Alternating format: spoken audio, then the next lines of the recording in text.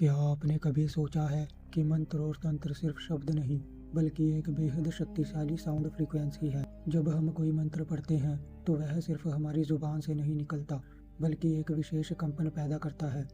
यह कंपन हवा में लहरों की तरह फैलता है और सीधे हमारे दिमाग पर असर डालता है। विज्ञान भी यही कहता है कि साउंड सिर्फ सुनाई देने वाली चीज नहीं है बल्कि यह ब्रेन वेव्स को बदलने की क्षमता रखता है। उदाहरण के लिए गामा वेव्स और थीटा वेव्स। जब कोई मंत्र बार बार बोला जाता है तो उसकी ध्वनि अमाइगडाला और हिप्पोकैम्पस, ये दिमाग के वो हिस्से हैं जो भावनाओं और यादों को कंट्रोल करते हैं, इन पे असर डालती है। यही कारण है कि सामने वाला व्यक्ति उस ध्वनि से प्रभावित होकर वशीभूत होने लगता है। अब सवाल ये है, क्यों हर मंत्र असरदार नहीं होता? इसका उत्तर है, हर ध्वनि में उतनी क्षमता नहीं होती। केवल वही फ्रीक्वेंसी जो दिमाग के न्यूरॉन्स के सिग्नल से रिसोनेंस बना सके वही प्रभाव डालती है। यही रिसोनेंस सामने वाले व्यक्ति के प्रीफ्रंटल कोर्टेक्स तक पहुंचता है, जो इंसान की सोच और निर्णय लेने की शक्ति को कंट्रोल करता है।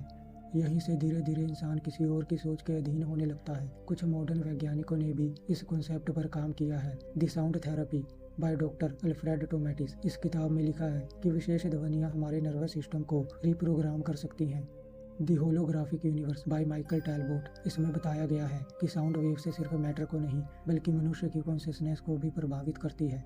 The body electric by Robert O Becker. इसमें बताया गया है कि फ्रिक्वेंसीज डायरेक्टली हमारी बॉडी की बायो इलेक्ट्रिक सिग्नल से जुड़ती है।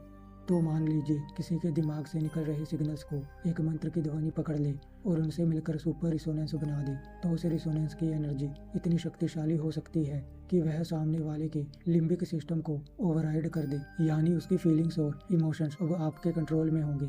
पुराने समय में लोग इसे दैवीय शक्ति कहते थे, लेकिन असल में यह एक sound based mind control technique थी। तभी तो कहते हैं मंत्र का असर तभी होता है जब उसमें सही ध्वनि प्लस ध्यान मिलकर काम करे। बिना ध्यान के वह बस शब्द रह जाते हैं, शक्ति नहीं। तो निष्कर्ष यह है कि मंत्र सिर्फ आस्था नहीं है बल्कि ध्वनि और ध्यान की वो शक्ति है जो दिमाग के सबसे गहरे हिस्सों को छूकर इंसान को आपके प्रभाव में ला सकती है।